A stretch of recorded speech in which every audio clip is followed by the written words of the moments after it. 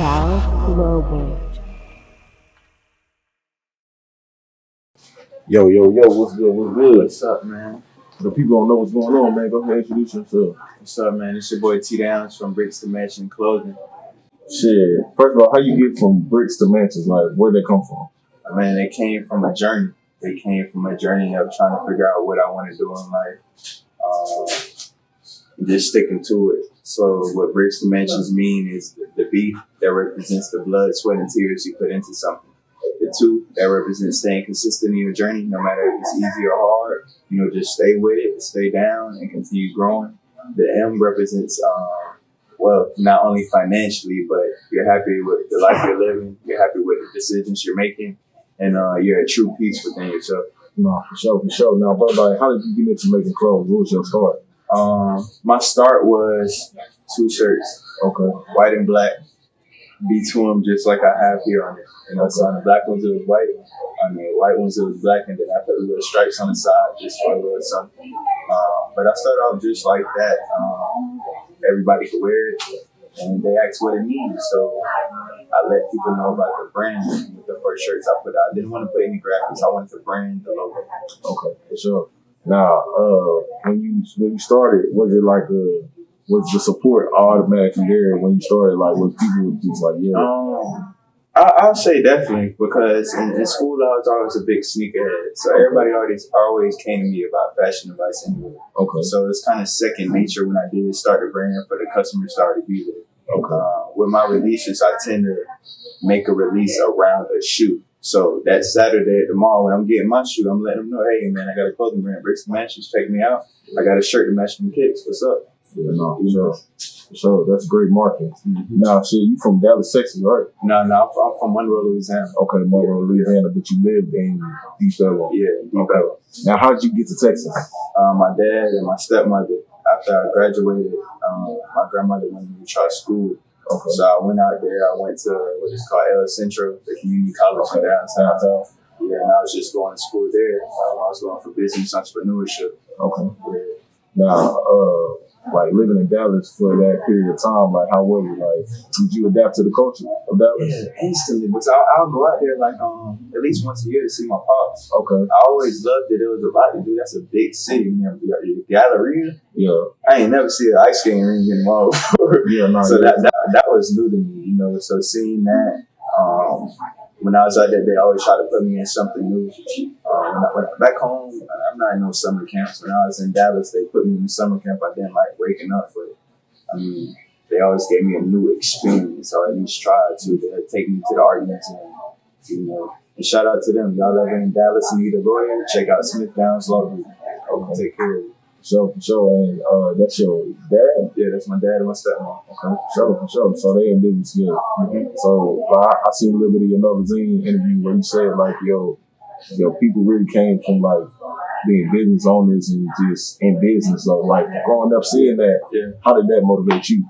It motivated me because when you're around that, it kind of gives you the idea of I could do it too. And being around that, I didn't see all the glitz and glamour.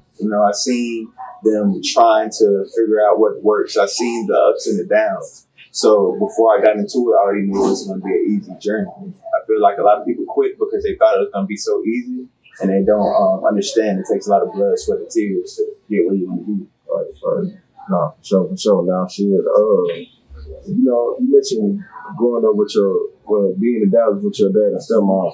How important do you feel like having 2 parents in the household is to like the way you become? I feel like it's important. I would honestly visit them, but the connection wasn't there when I left, if that makes sense. Because my dad is a real hard worker, so not saying he didn't make time for me, but he had to kind of prioritize his life as he got clients. He's trying to keep them out of jail, and he needs to study his cases. So when I wasn't around and I'll call, couldn't pick up all the time. I couldn't text back all the time.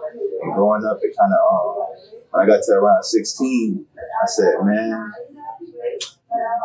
Mom, when my dad called, I know I'm good. Because calling all those times and being able to be around my friends and say, "Watch, you ain't gonna pick up," and you don't pick up, it kind of like a letdown. You know, but the older I got and I'm at where I'm at now, and I'm working 2 jobs and working bricks to matches from the ground up, I understand. Or, you know, I understand why. I don't take it as personal.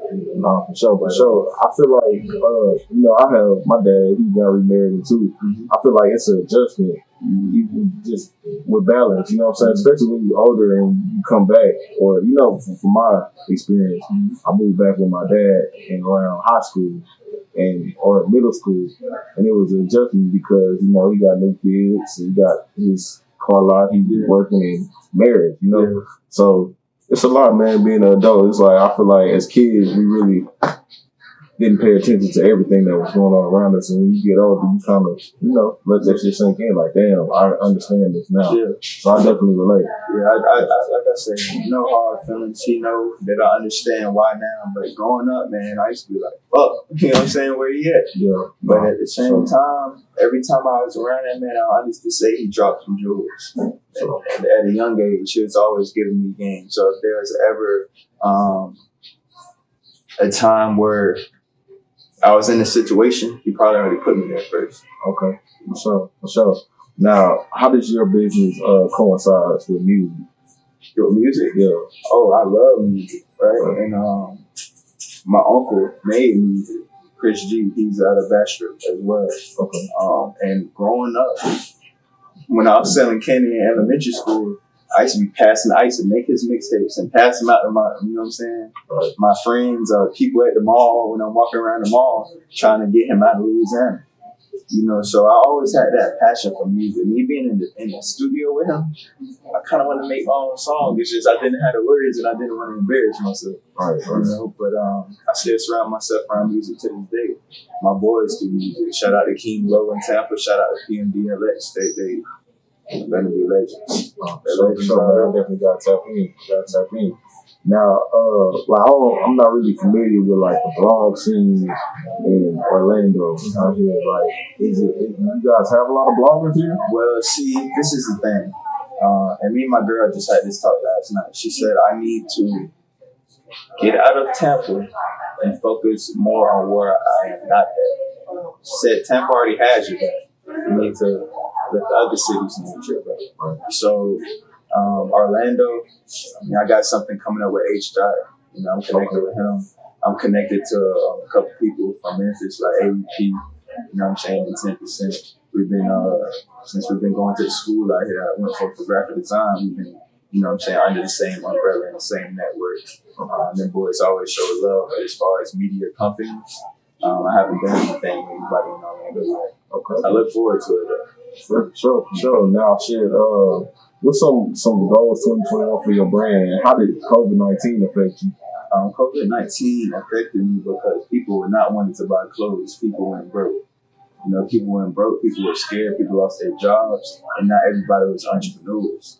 It eventually came to a point where, like, okay, I guess I'm not going to get my job back, you know, with some people. So they became entrepreneurs. And a lot of those entrepreneurs, whether it was for their clothing brand, whether it was for a nail company, whether it was for, let me think of some other ones that helped start, an AC company, I kind of guided them as to what they need to do to keep pushing, get started and to keep pushing. You know what I'm saying? Let them know, hey, get your look right. Get your van wrapped if you have a AC business or a mobile detailing business. You know what I'm saying? Get your signs. And showing them the ropes it takes. And I was kind of connected with this company out here doing all of the printing. So I'll just point everybody in the right direction. Okay. And that's my goal, is to never stop doing it. You know, let everybody know to find their dream and write down their goals and what they're trying to do and check that off. No, for sure. How important do you feel like it is to drop gems to other people coming up? I feel like it's important. I mean, I was raised to look out for one another. That's how I was raised. I was raised in the church between my papa and Nana. My papa was the pastor, so, you know, what did they do? They help people all day. And not every pastor is the same, but he'll be genuine. You know what I'm saying? So I was raised in a very positive way to look out for your brother and sister, your neighbors, you know. And me moving from there, kind of got slapped in the face with reality. You can't do that with everybody. So I had to ask myself a question like, why am I this way? Why do I do for everybody even though some people are using me? And it's just how I was raised, like how I was raised in a genuine way. So let me ask you this, like, knowing what you know now, being in the world, do you feel like some habits you have to break in order to move forward? Yeah. And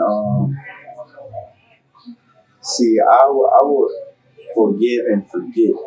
I need to forgive and move on. You know what I'm saying? Some people, man, they're not, you don't need to keep dragging them with you if they're toxic or they're not doing good things for themselves as well. When all you try to do is help them pull themselves up. I came out here, man, 2018. The end of 2018 is where I think I realized what life is about. And what I think life is about, I think life is about trade. You know what I'm saying? I mess with you for a reason, you mess with me for a reason. So when you're dealing with a person, don't be blind. Think to yourself, why is this person around me? You know why you're around them. Think of why is this person around me, so you know how to deal with that person. If this person is only around you for entertainment, to take from you, you know they're using you. And so before you give them all your energy, pay attention to how much you give them. You know what I'm saying? That's deep. Now, shit, bro, like, you know what I'm saying? Like, having a positive mind frame, how do you know what I'm saying, keep it that way? Like, how do you, like, avoid negativity, you know? I avoid negativity mainly by just understanding, man, the bad is temporary. As long as you're a good person and you're giving off good energy and you're not doing wrong by people, if you're having a bad day, that's not going to last forever. You know what I'm saying? When you're a good person, yeah, we might get the shit end of the stick a lot of the time, but life is great, man. And to live on earth, you got to understand that you're going to be around a lot of people with the wrong intentions. You're going to make mistakes. You're going to have ups and downs. So when you get down, get yourself back up. And that's how I look at it. I don't let anything put me in a bad place for too long. Y'all might be stuck in a mood for 5 minutes or just lost somebody close to me. Dang, I feel like I'm next, but shake it off. I shake it off, keep going, because the only thing promise is that. So with me, I lost a lot of homeboys to gun violence.